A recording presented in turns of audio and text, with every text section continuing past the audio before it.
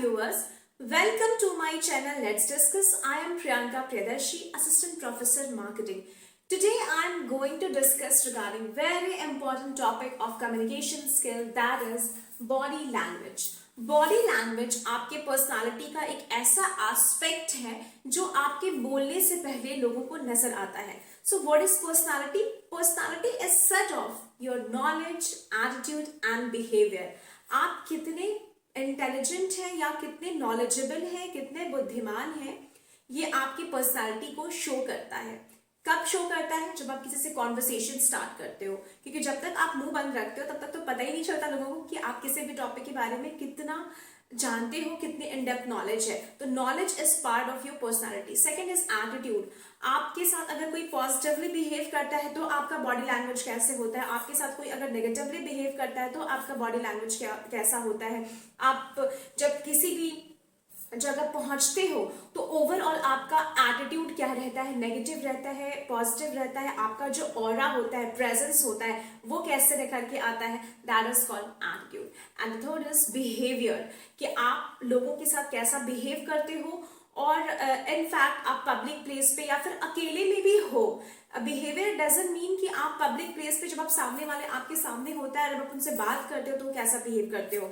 Behaviour का ये भी मतलब होता है कि जब आप आइसोलेशन में हो तो आप कैसे बिहेव करते हो. It is also part of behaviour. Means कि आप बिल्कुल हम्बल, काम रहते हो या फिर ऐसे श्रिंक फोरहेड के साथ आप कुछ सोचते रहते हो. तो कई बार ऐसा होता है कि सामने वाला जो अनजान आदमी है वो आपके प्रेजेंस को देख के, आपकी बॉडी लैंग्वेज को देख के ही आपके बारे में कई सारी चीजें जान जाता है, क्योंकि आप वो रिफ्लेक्ट होता है आपके सिटिंग हैबिट से, आपके हैंड मूवमेंट से, आपके वे ऑफ सिटिंग से और आपके फेशियल एक्सप्रेशन से. So be very conscious regarding your body language, क्योंकि अगर आप किसी से कम्युनिकेशन नहीं भी कर रहे हो तो your body language speaks 100 of truths about your behaviour. और ये डे टू डे लाइफ में, चाहे आप किसी इंटरव्यू के लिए, बेसिकली बॉडी लैंग्वेज हम अपने सब्जेक्ट में पढ़ाते हैं, मैनेजमेंट के स्टूडेंट्स को पढ़ाते हैं, जॉब इंटरव्यू के लिए पढ़ाते हैं, किसी जॉब में जाने के लिए या बिजनेस में जाने के लिए या सेमिनार प्रेजेंटेशंस के लिए हम बॉडी लैंग्वेज पढ़ाते हैं. लेकिन आप सोचिए डे टू डे लाइफ में आप डेली, आप सुबह से लेकर रात तक लोगों से मिलते हैं, बातें करते हैं और ये जिंदगी भर चलता है. जब से आप सेंसिबल होते हो तब से टिल द लास्ट ब्रीथ ये कम्युनिकेशन स्किल ही चलता है.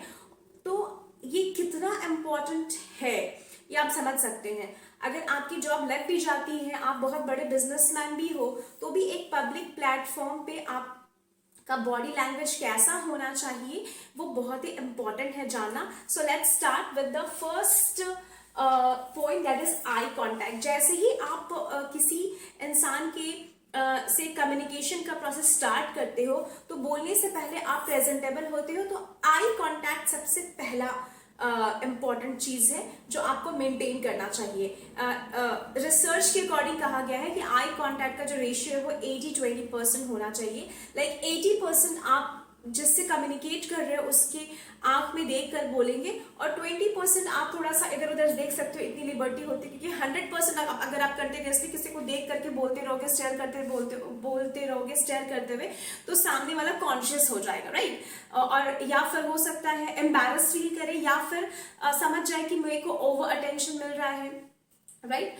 तो इसलिए आई कांटेक्ट बहुत ही जरूरी है. आई कांटेक्ट कैसा होना चाहिए? आप बिल्कुल स्टेयर नहीं करोगे और आप बिल्कुल नॉर्मल नहीं होगे, बिल्कुल मतलब श्रिंक आईज नहीं करोगे.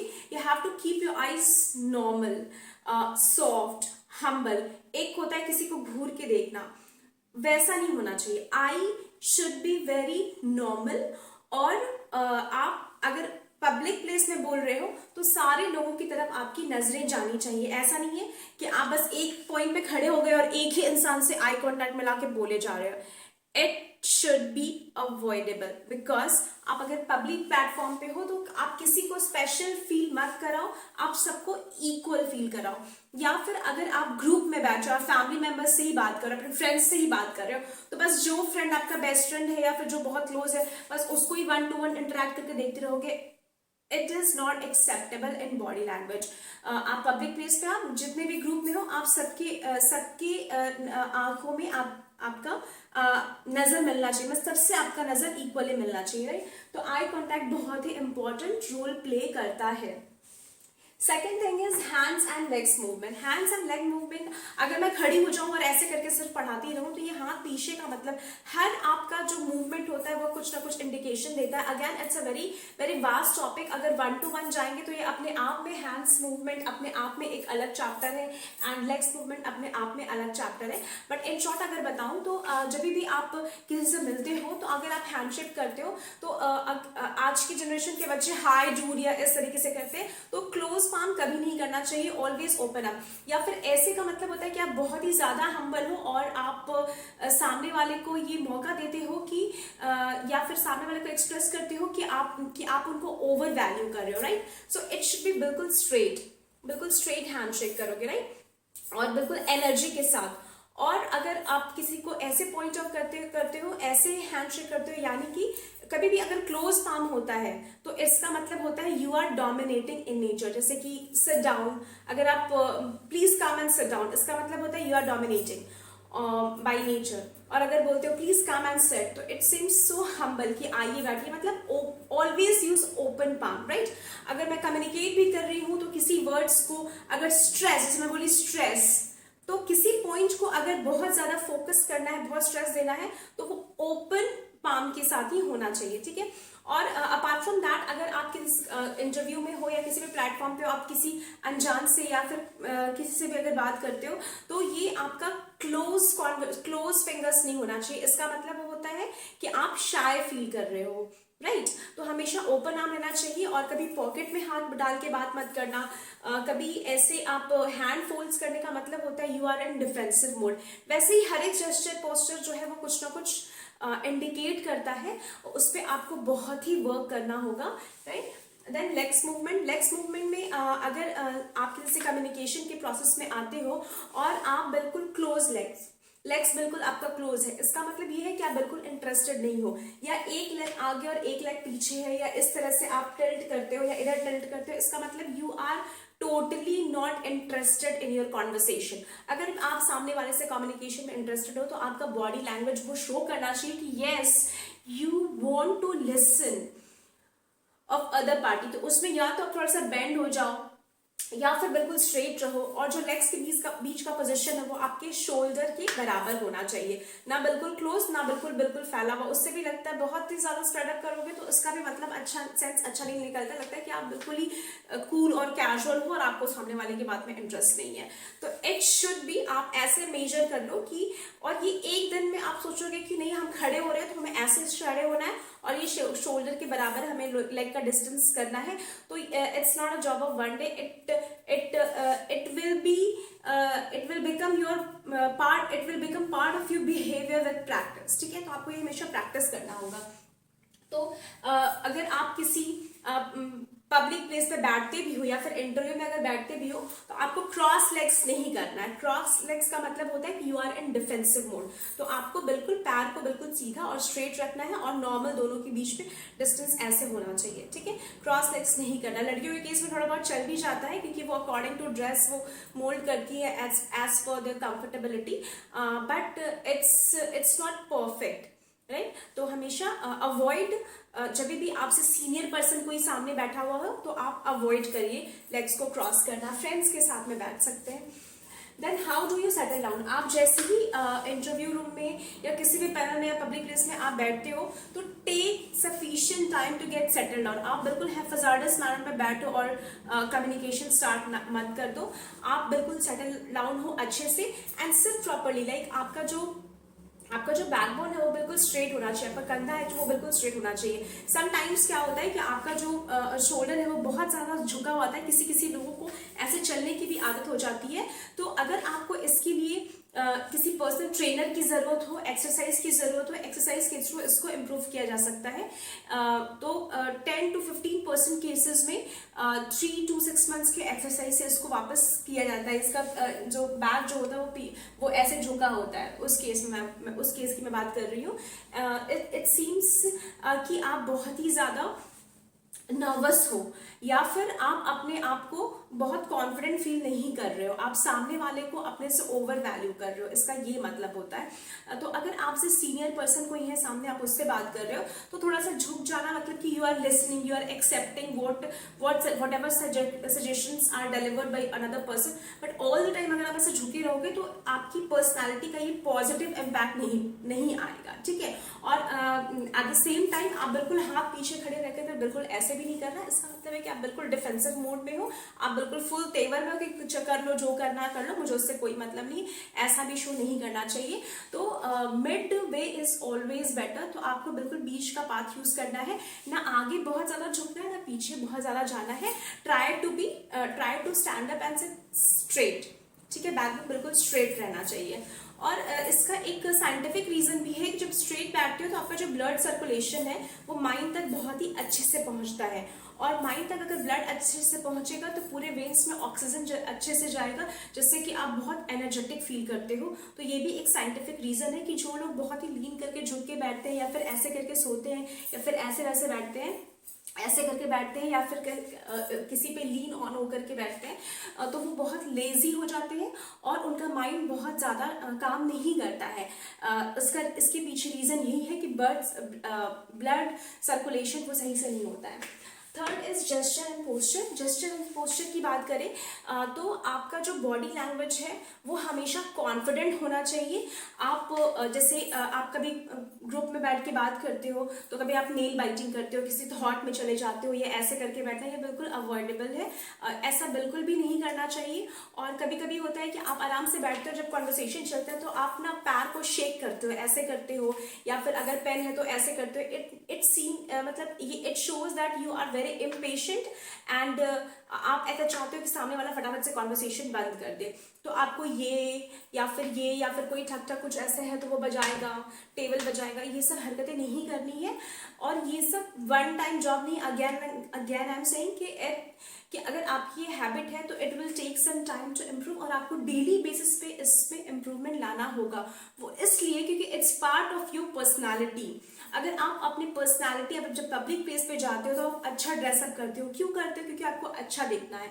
आप अच्छे काम करते हो क्योंकि आपको सोसाइटी में अच्छा बनना है। तो हर कोई चाहता है कि हम अच्छे बने, और अच्छे बनने के लिए सबसे इम्पॉर्टेंट है कि आप ड्रेस से नहीं, नॉलेज से नहीं, आप ओवरऑल पर्सनालिटी से अच्छे बनो, और पर्सनालिटी से अच्छे बनने का सिर्फ यही थंब रूल है।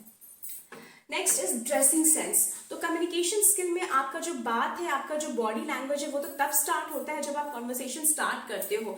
जैसे ही आप कहीं पे एंटर करते हो, आप जैसे ही एंट्री लेते हो, वैसे ही सबसे पहले जो आता है वो नजर क्या आता है? ऑब्जर्व करने में अगर मैं आपके बॉडी लैंग्वेज को भी देखूं कि आप ऐसे कर रहे हो, या फिर ऐसे कंफ्यूज हो, या फिर बहुत टेंस्ड हो, या फिर उंगली बजा रहे हो, मतलब कि आप नर्वस हो, ये सारी चीजें सेकेंडरी होती है। सबसे पहले आपका प्रेजेंस इंपॉर्टेंट है। जैसे ही आप कहीं एंट्री लेते हो तो आपका ड्रेसिंग सेंस की रोल प्ले करता है, राइट?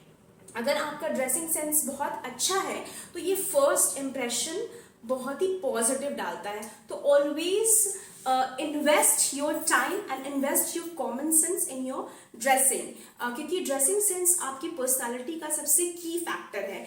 लोग सबसे पहले आपको देखते हैं, आपके कपड़े को देखते हैं, आपकी कम्युनिकेशन को, आपकी लैंग्वेज, वो सेकेंडरी चीज है, वो भी इंपॉर्टेंट है, बट वो बाद में सुनते हैं, सबसे पहले आपको देखते हैं। तो work on your dressing sense, specially जब आप इंटरव्यू के लिए जाते हो तो कहा जाता है कि ड्रेस पे बहुत ही ज़्यादा ध्यान देना चाहिए।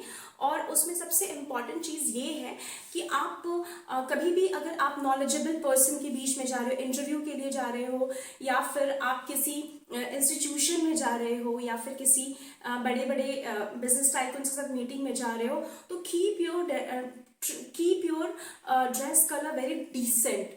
गोविंदा स्टाइल में नहीं कि रेड कलर का कोट पहन लिए और वाइट कलर का पैंट पहन लिए, या फिर येलो कलर का पैंट पहन लिए और ग्रीन कलर का जैकेट पहन लिए। फंकी कलर्स कभी चूज मत करना।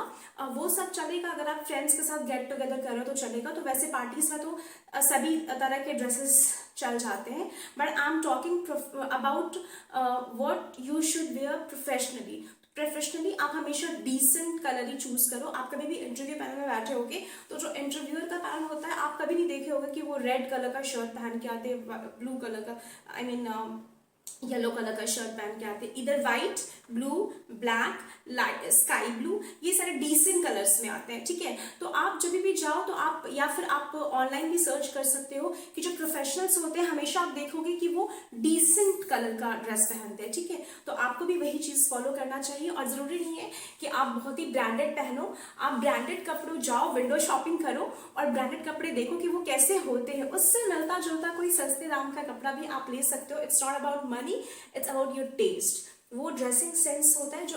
और सेकेंडरी चीज, dress should be neat and clean, वो तो होना ही चाहिए, आयरन होना चाहिए, नीट एंड क्लीन चाहिए। ये तो बेसिक चीज है कि आप ब्रांडेड कपड़े पहन लो और ड्रेस 4 दिन से 5 दिन से पहन रहे हो, उसमें से वो स्टिंग कर रहा है, तो नो पॉइंट। साफ सुथरा तो होना ही चाहिए, और साथ में बहुत ज्यादा लूज नहीं होना चाहिए और बहुत ज़्यादा टाइट भी नहीं होना चाहिए। अगेन आई एम सेइंग कि विथ सूट्स ऑन यू, अलग अलग सबकी पर्सनालिटी होती है, तो आपकी पर्सनालिटी को क्या सूट करता है ये आपको ज़्यादा अच्छे से पता होगा। बस कि ये इंपॉर्टेंट चीज़ है कि आप डिसेंट देखो, you can take suggestions of your friends and family members also. तो ये सारे 5 कीवर्ड्स है जो आपके बॉडी लैंग्वेज के लिए बहुत ही इम्पॉर्टेंट है, मीन्स कि ये पॉजिटिव बॉडी लैंग्वेज कहा जाता है, इस पर आपको वर्क करने की जरूरत है।